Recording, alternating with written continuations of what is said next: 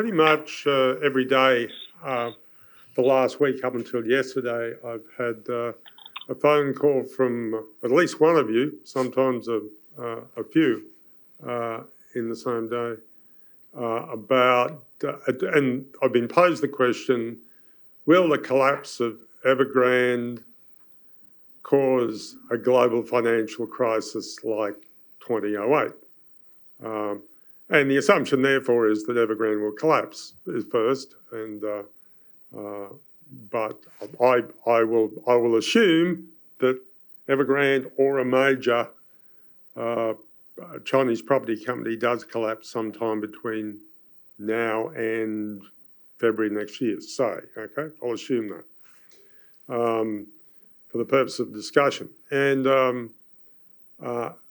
my answer was no, but no, that won't cause an international financial crisis. But I'll talk about the reasons that I believe that that's the case, as I've been doing during the week.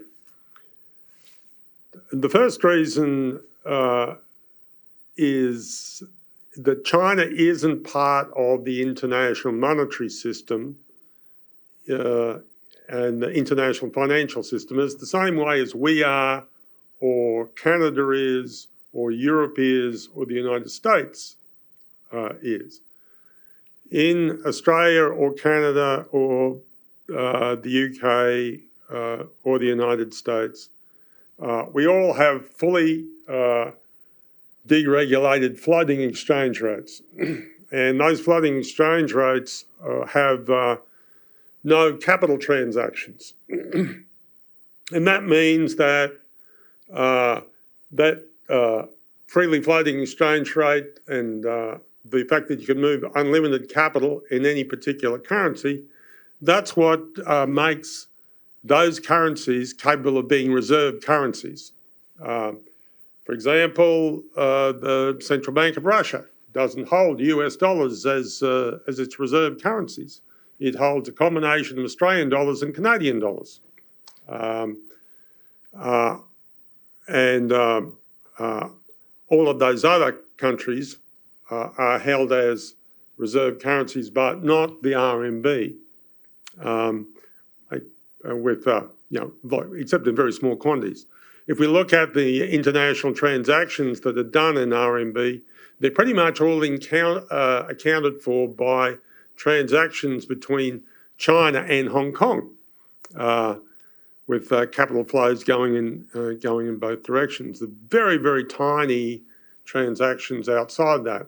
When China wants to finance its own international trade, both imports and exports, it pretty much entirely does it by borrowing US dollars, and it actually has a large amount of Chinese bonds which it sells overseas, in which it raises money in US dollars rather than raises money in RMB.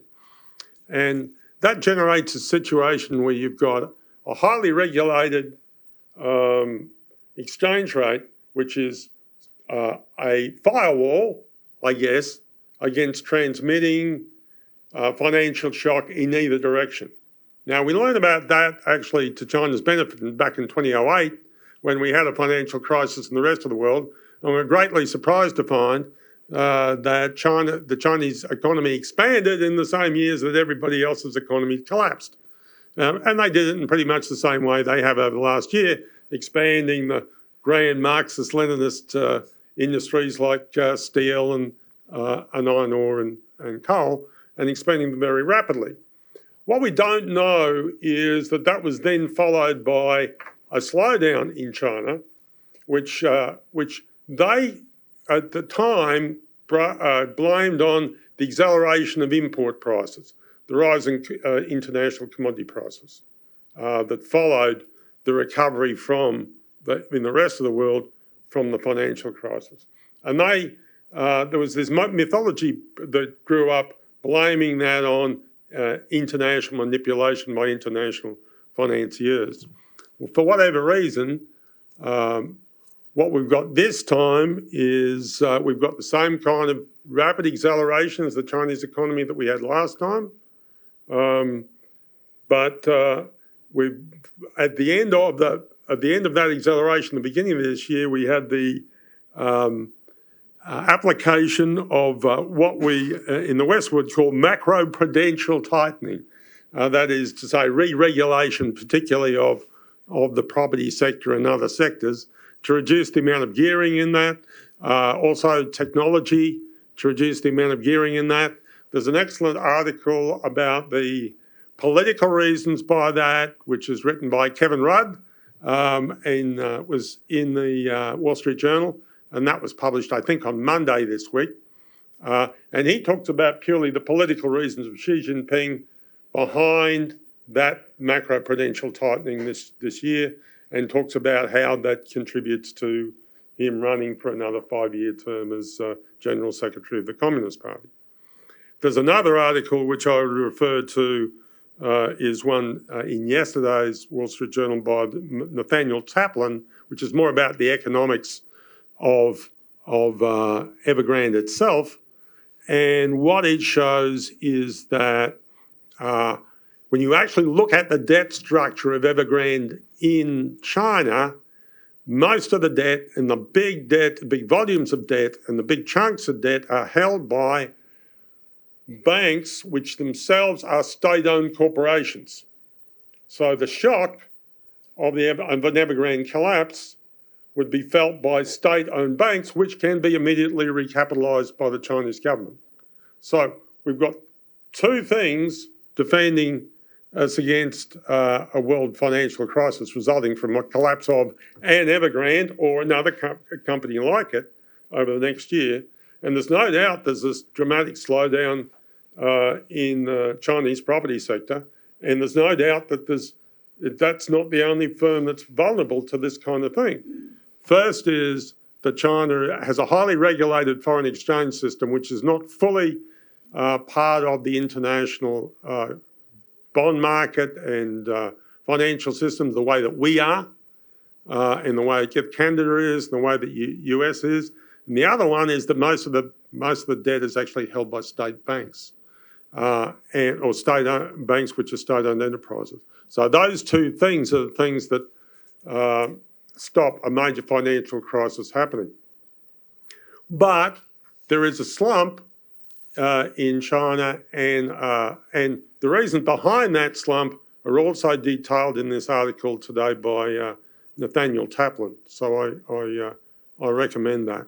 And that's really about how the small investors in an Evergrande type company will take a hit, and therefore their demand will fall. And what we see actually, and we look at things like the services PMI in China has fallen very sharply into what we would think of as negative territory for the most recent month. And that, I think, is the slump in real estate transactions in China. So there's no doubt there's a slump in demand. And I think that will continue to affect domestic demand up until about February next year. Which brings me to the thing that's been affecting Australia, and that is the iron ore market.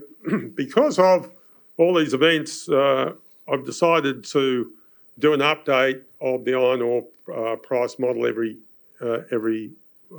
month instead of every quarter. The most recent quarterly one is in the quarterly institutional presentation, and that's on the internal database. I talked about that 2 weeks ago, and I said that what it showed is that when you looked at the structure of the iron ore market in China, the level of stocks at port relative to consumption was at the lower end of the averages for the last 20 years, and the updated ratio was 5.4 weeks. The long-term average is about 6.5 weeks. So the current level of stocks relative consumption, even though the level of steel production has fallen dramatically, is about 20% below the long-term average. So that suggests that it's relatively tight. It doesn't support a continued long-term collapse.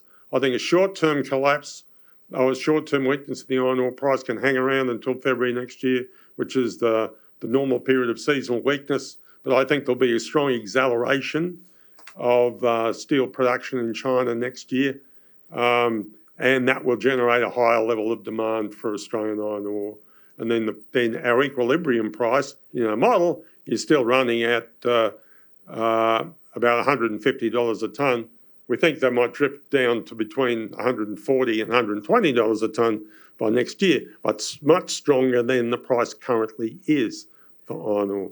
But I'll talk about that again on future occasions.